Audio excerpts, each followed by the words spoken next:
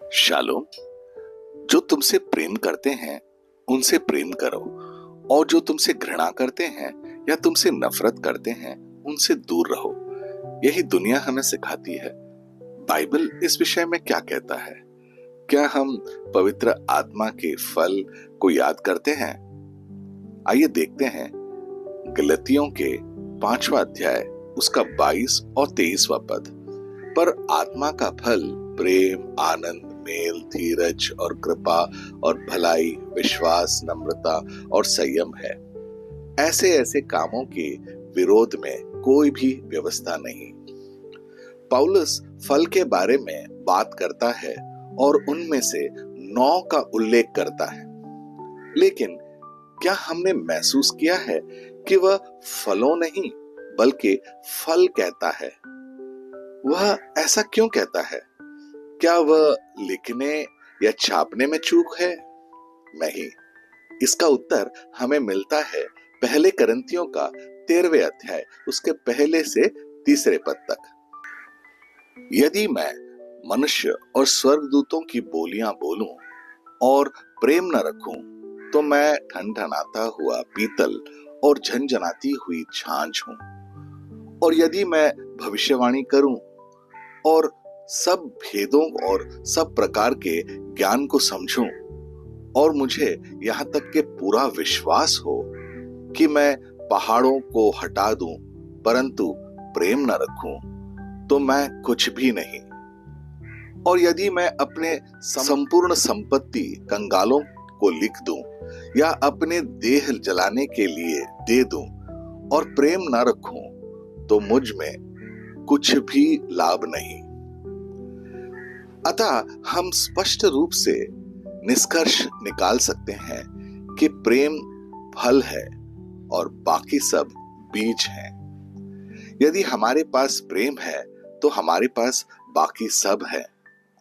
यीशु ने हमें 2 आज्ञाएं दी जो 10 आज्ञाओं को समाहित करते हैं।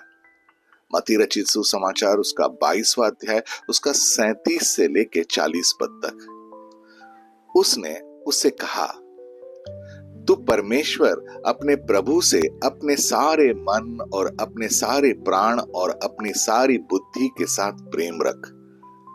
बड़ी और मुख्य आज्ञा तो यही है, और उसी के सम्मान यह दूसरी भी है कि तू अपने पड़ोसी से अपने सम्मान प्रेम रख। ये 2 आज्ञाएं सारी व्यवस्था और भविष्यद्वक्ताओं का आधार है। यूहन्ना रचित सुसमाचार उसका 13वां अध्याय उसका 34 और 35वां पद। मैं तुम्हें एक नई आज्ञा देता हूं कि एक दूसरे से प्रेम रखो। जैसे मैंने तुमसे प्रेम रखा वैसे ही तुम भी एक दूसरे से प्रेम रखो। यदि आपस में प्रेम रखोगे तो इसी से सब जान जाएंगे कि तुम मेरे चेले हो। क्या हम इस प्रेम को समझते हैं? क्या हम वैसे ही प्रेम करने का प्रयास करेंगे जैसा परमेश्वर ने हमें दिखाया है? हमारे अगले भक्ति में प्रवचन में हम बात करेंगे कि प्रेम क्या है। आइए प्रार्थना करें। प्रेमी और दयालु प्रभु यीशु, क्रूस पर आपके बलिदान के लिए धन्यवाद। यह प्रेम था जो आपने अपने पिता से किया। आपने इससे अपनी आज्ञाकारिता का परिचय दिया। जब आप पृथ्वी पर थे तो आप परमेश्वर की शख्सियत का प्रतिबिंब थे जो प्रेम है। यद्यपि हम योग्य नहीं हैं, फिर भी आप हमें अनंत प्रेम से प्रेम करते हैं। आपने प्रेम से सिखाया शत्रुओं से प्रेम करना और हमें सताने वालों के लिए प्रार्थना करना। हमें सिखाने के लिए धन्यवाद प्रभु। जब प्रेम होता है तो घृणा और न्याय के लिए कोई स्थान नहीं होता। हमें वैसा ही प्रेम करना सिखाएं जैसा आपने किया। हमें अपने प्रेम से भर दें। यीशु, आपके अनमोल और शक्तिशाली नाम में प्रार्थना करते हैं। आमीन और आमीन। अपने दिन की शुरुआत प्रभु यीशु से करें।